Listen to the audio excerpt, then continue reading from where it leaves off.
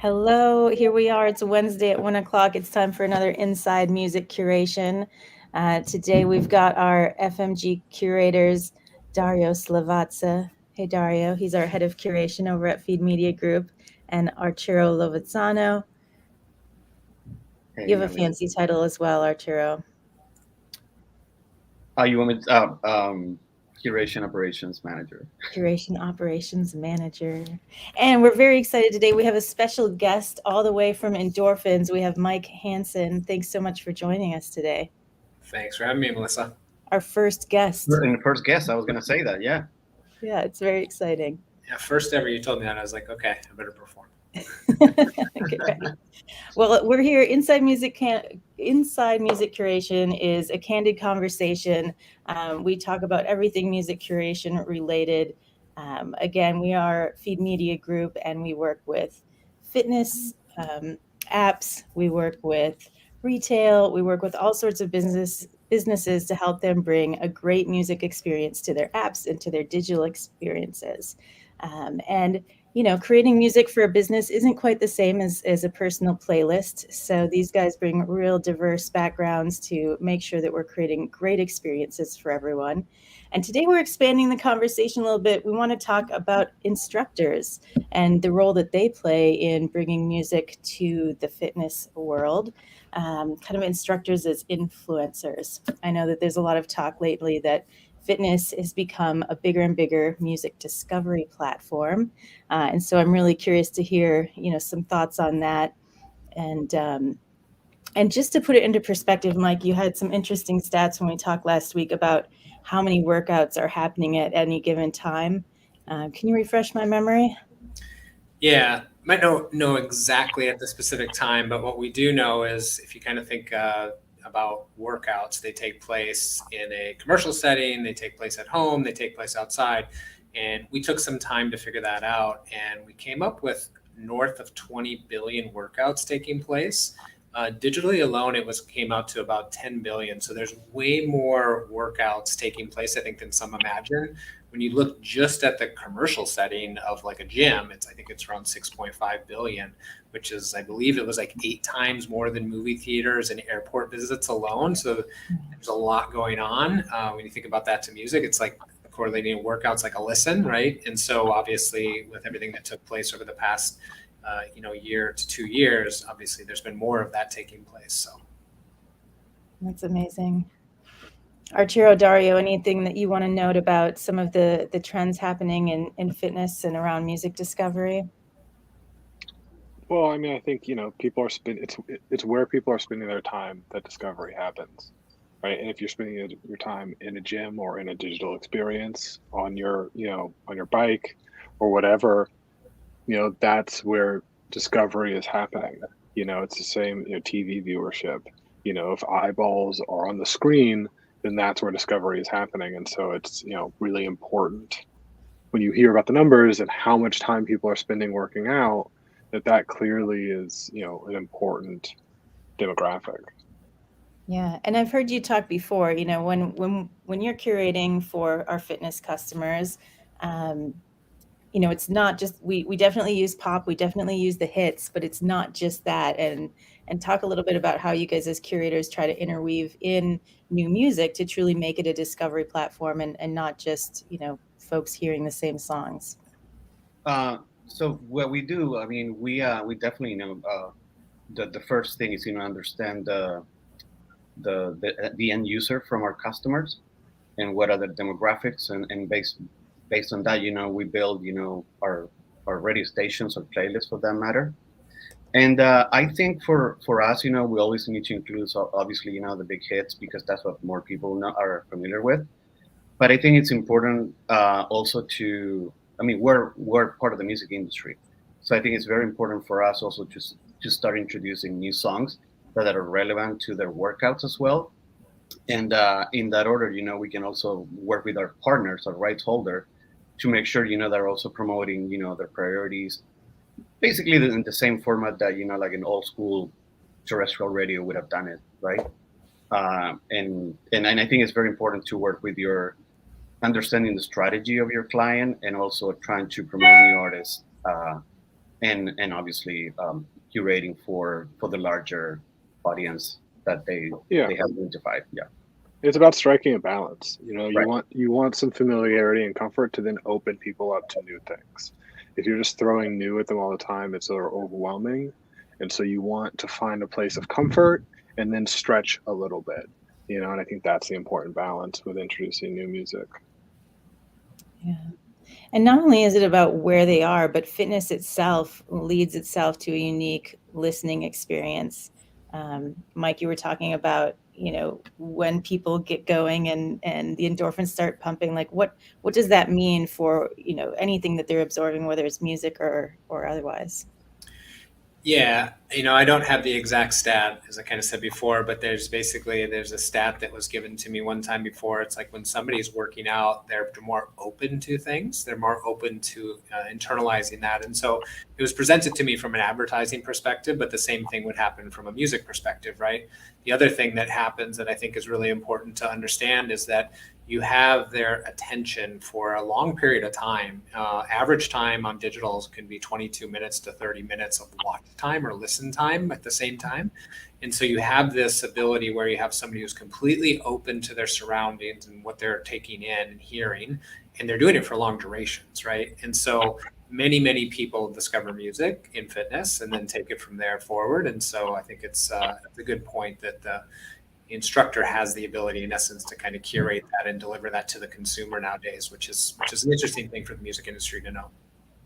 Yeah, and I think that really speaks to, you know, yes, instructors are definitely becoming influencers. You know, they're becoming thought leaders, and it goes to not only speak that they have the opportunity to have quite a few eyes on them, right? If you look at, you know, it started with Jane Fonda and Jillian Michaels, and now, you know, Yoga by Adrian has 10.4 million subscribers. Kyla, who sold Sweat for 300 million. Like, these folks have a huge audience, and they're working out. They're open. They're receptive to what's being said and what's being played. I think it's just a real interesting opportunity for the music industry to, you know, take notice and say, hey, like this is a really important space for us. So not only for the music industry, but also for the instructors themselves and fitness brands to really take note of the experience that they're creating in the music that they are presenting to make the most of that experience. I mean, I was going to say I'm old enough to remember that Jane Fonda record. You know, it was released on vinyl, and it was a massive, you know, release. I should have, you know, checked, you know, how many units sold, but I remember, you know, it's a huge record. And then there was like the VHS, you know, like series of videos, and I'm sure, you know, like the music industry was like very involved with her, you know, clearing, you know, rights and licenses for them. Something that, you know, it's very complex as well for in our industry. But again, I think, you know, like that was the beginning. It was totally interesting how, as you said also, Mike, in one of our conversations, that, you know, that the fitness, you know, it's becoming the, you know, kind of a new fashion as well. And I would love to hear more about that. I mean, from your standpoint, I think it was a very interesting statement that you made. Yeah, I mean, if you think back into even say 10 years ago, fitness still wasn't sort of in the mainstream, and, you know, fitness is like the new fashion nowadays, and there's a new workout, there's a new thing going on within that. And I think we're going to just see more and more of that as the industry learns how to niche within niches, right? And what I mean by that is that no different than how you have genres or mashing of genres together in music, we're seeing the same thing happen in fitness, right? And then people are beginning to create these sort of specialties. And they're creating these specialties, at least from our perspective, around what we call their superpower, right? Everyone has this affinity and superpower, this thing that we're all kind of drawn to within somebody. And so we really try to help instructors discover that it factor. And when you do that, you get into these specialty niches. And there's a pretty big market around, especially when you think about the instructor side of the business, because depending on who you talk to, some people say that's as high as 800,000. Some people say it's more like 350, but I think that's like certified versus non-certified. But about 11 to 15% of that market is out on their own doing their thing, right? And they're putting time, energy, and money into that. They're the ones that are sort of quote unquote influencers. That's hundreds of thousands of people, or not hundreds of thousands, it's 100,000+ of instructors that are out there in some sort of specialty niche, building a brand around themselves. And with all that content comes music, right? And it might be niched in pregnancy, it might be niched in backyard, it might be niched in HIIT, it might be niched in cycling. And so you're just going to see more of these sort of specialty niches form within fitness. And music is a key component of any good content that's out there. So we're just going to see that grow. Yeah, I'm curious, if you're an instructor at Peloton, you have Peloton behind you to help you navigate the music industry. What does it mean for an entrepreneur or individual instructor or sort of small business owner, because music is so integral to that process, to understand the music industry, right? Because you're sort of somewhat dependent on a whole other industry for that. How it's obviously important, but how do you see those people interacting with that?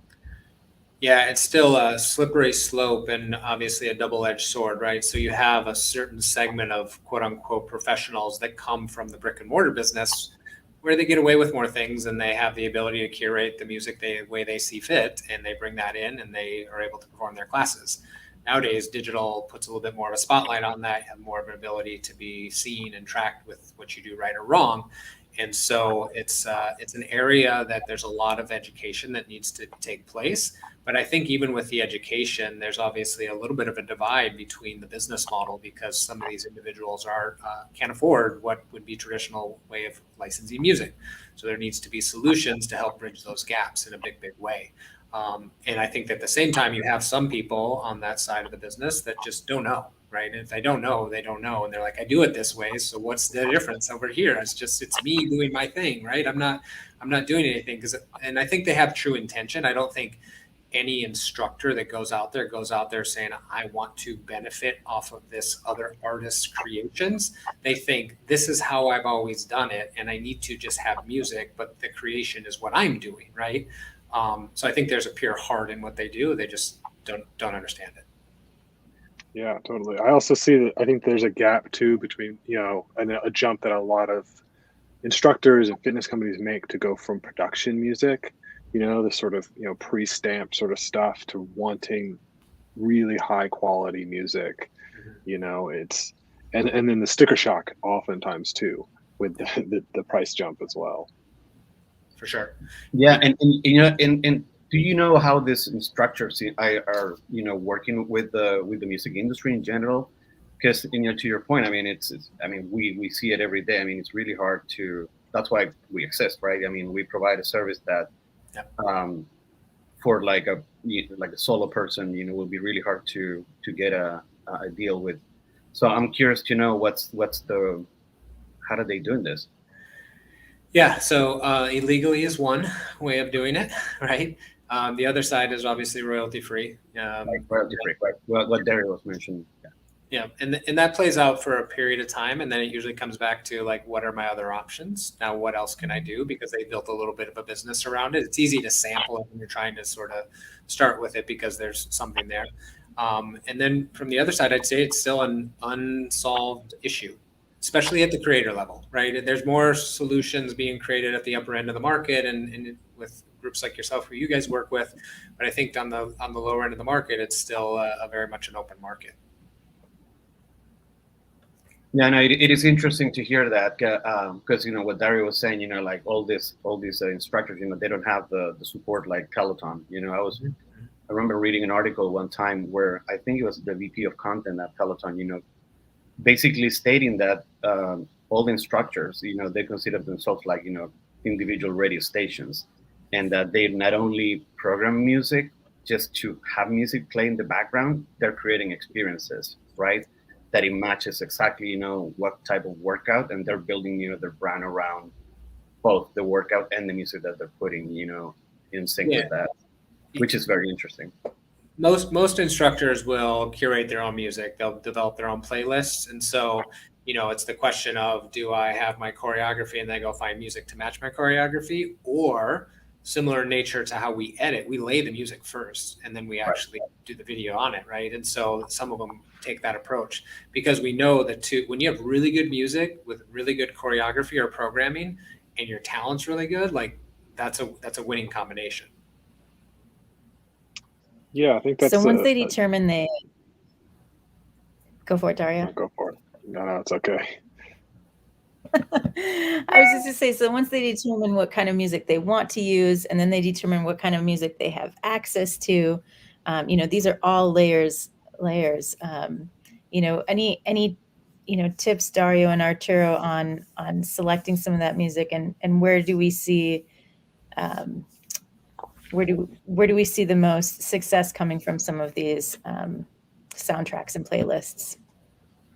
I think as a recommendation, I mean, if for an instructor, I think they have to be themselves. I mean, same as like a DJ. But I mean, I think there's two types of DJs, and I would assume that it's two types of instructors, right? Ones that they're trying to cater to their audience, but maybe some other ones, as DJs, they just want to play what they want to introduce, right? And a lot of people will go and listen to a DJ set or an instructor or a class based on the fact that they're going to hear music that they probably don't know, but they want to be introduced to that. And maybe there is the other aspect of, same as DJs and instructors, where they probably want to play a lot more, known music to engage with, an audience that is probably that's what they're looking for. But I think, that would be one of my recommendations. I mean, it's just, what type of brand do you want to build around you as an instructor? Someone who wants to like break new artists, someone who wants to develop a relationship with the music industry, or someone who just, wants to have a different type of influence, right? I mean, because music is one aspect of them. But. Yeah, I think it depends on your modality, what you're doing. And like Mike said, like, are you coming from a music first or, a sort of a workout first? Right. And what that flow is. Yoga, I think, is a great space where the music is important, but secondary, and it's really mostly supposed to be out of the way, whereas if you're doing cycling or something like that, it's music and beat forward. And so understanding that and understanding where your place is, what you have access to, and then crafting something that, is a unique experience. Yeah. I mean, we talk about go for it, Mike. I was just going to say there's modalities out there where there's rhythm-based programming, which BPM is one element to it, but the BPM changes and they actually peak and valley in it, and they specifically have to lay the music before they do the choreography. And if you've ever been in one of those classes, say example, like a boxing class around that as an example, you get much closer to flow than you do in just traditional sort of workout and listening to music. And I think anytime you can take a consumer closer to a flow state, I think the more stickiness you're going to create. And once again, they're just going to absorb that feeling with that music and that experience, which just makes the music that much more sticky for them when they leave, because it brings them back to that feeling. Yeah, the power of music. We talk about it at Feed Media Group all the time, but it's so amazing that you can, take music to push you faster or work out harder or take you down into a place of calm. I mean, it has so much power over any of these types of experiences. And, from the sleep apps to the meditation apps, the yoga, the whole spectrum, there's always going to be the right music that helps you get into the right flow for that setting. So we've got, deciding what kind of music you want, figuring out what you have access to, curating playlists, that's really about the music. But Mike, again, at Endorphinz, you guys are helping brands really produce their content. And I'd love to hear what some of the other pieces of content are important, outside of music. How are instructors effectively building their brands and reaching audiences? Yeah, so I'll unpack that because I think there's two things within there. I think number one, we're big believers that every individual and even a brand has a superpower, right? There's a certain affinity within that, and we try to help figure that out with a creator and help them bring that through in their product or in their content. And so when we do that, we look at sort of 5 different areas around content. Number 1 is talent, which they obviously are the talent. And talent is like one of the number 1 things when it comes to any content. Music is closely followed by that, and programming is probably equally tied to that. Good programming, good music, and good talent, like I hit on before. And then you have the sort of like what I'll call the set, right? It's like, what do you visually see within that sort of set design or studio design? And then there's technology that helps facilitate that, right? There's what we call a video expression, which is you see the sort of overlay data on top of that for like my workout data or my chat features or any of those other things that may take place. And so we believe those are sort of the core 5 ingredients that go into good content. And our internal saying is everyone knows the ingredients, but not everyone knows how to cook them, right? That's where production comes into play. And so that's kind of where we focus. And I think that you can combine authenticity and professionalism together. I think a lot of times people just naturally during COVID, they grabbed the phone and it was more about the connection and the authenticity of the person. But I think you can combine the professional side with authenticity to sort of deliver the connectivity and the brand strategy in parallel. And the funny part about it when somebody says, okay, well, how do we produce good content, Mike, is the answer around what cameras do I select or what do I do for music or what do I do for this completely changes based on the strategy. No one answer is the same, which is the unique side of content. You can create very unique content using the same tools, just used in a different way. Yeah, I think it was very interesting what you mentioned in one of our conversations about the fact that, you know, people quit the instructors, right? Not the company. And I believe that you said that the value of the instructor is like 3 times over the brand, which is pretty high. And I think it's very interesting, you know, that people don't, you know, they're really going after, you know, someone that they trust, that they like their taste, that they, you know, like their workouts. And yeah, and even in my experience, you know, I've done that in the physical world, right? Like, you know, I'm not gonna go to X class because, you know, this guy, you know, doesn't play the music I like so much, so I'm choosing someone else, which I thought, and that has nothing to do with the place, right? I mean, it's purely about the instructor, which is interesting. Yeah, And it's all about feeling good, right? Whether it's music or working out, like most people are going into a workout or a musical experience to feel good. And so it's being able to pair those together and really create an uplifting experience for people. Yeah, one of the number 1 reasons people are reporting stopping with their videos right now, and this is purely on video, is relevant to the talent. That talent is just it's not performing well digitally. And then what you're kind of getting to is obviously when they make a buying decision, they rate the instructor or the talent 3 to 1 over the brand. I think there's room for both, though. I think at the end of the day, there's brands that have brand power to attract a customer first and foremost. But once that customer's there, the power does transfer to the talent. We all have people that we like for music artists. We all have podcasts we might like, right? We all have people that we might like as it relates to instructors. The same thing happens in fitness.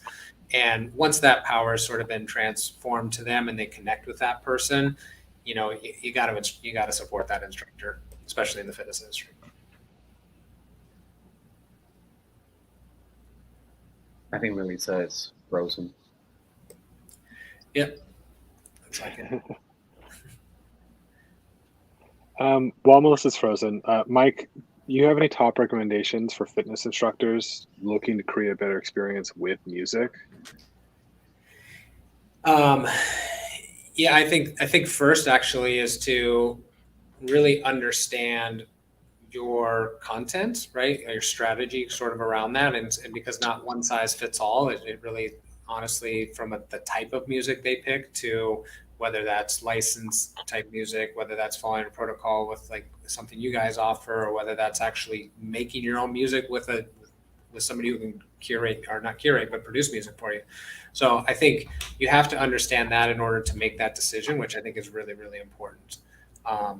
And then the other side of it, if anything, is like, what's music that matches the authentic you at the end of the day? And then you guys have already hit on it, but like, if you have the understanding of who your customer is, then you might have a better understanding of what music might work well to sort of carry your content forward with them. Yeah, definitely. I think that idea of the collaborative aspect of it is what we see people are often striving for, and I think a lack of understanding, you know. And I think you said this, and I think it's true for us too. So much of our job is education, you know, because they really are two industries, and trying to get them to communicate and talk together in a way that's mutually beneficial. Yeah. Oh, Melissa's back. I'm back. Technology. I think that there's a big opportunity for collaboration, as you said there, Dario, which is like, it would be great to see a fitness creator, music producer come together before any product is created, and like, what could we create if we started working on that intentionally together? I think that there's a big opportunity for that that's very well underserved and probably in the very early stages of what might be to come. Yeah. Lots of exciting opportunities for partnerships. Well, we're over time because this is a great conversation. But any closing comments or final tips or recommendations for instructors or anyone looking to create a better experience for their workout? I gave my input on that, so I'll see if Dario or anyone I was else. talking about that when you were. I missed it. Yeah. I mean, I think the key takeaway is, you know, understanding what kind of content you want to make, and, you know, and having a clear outline and a plan.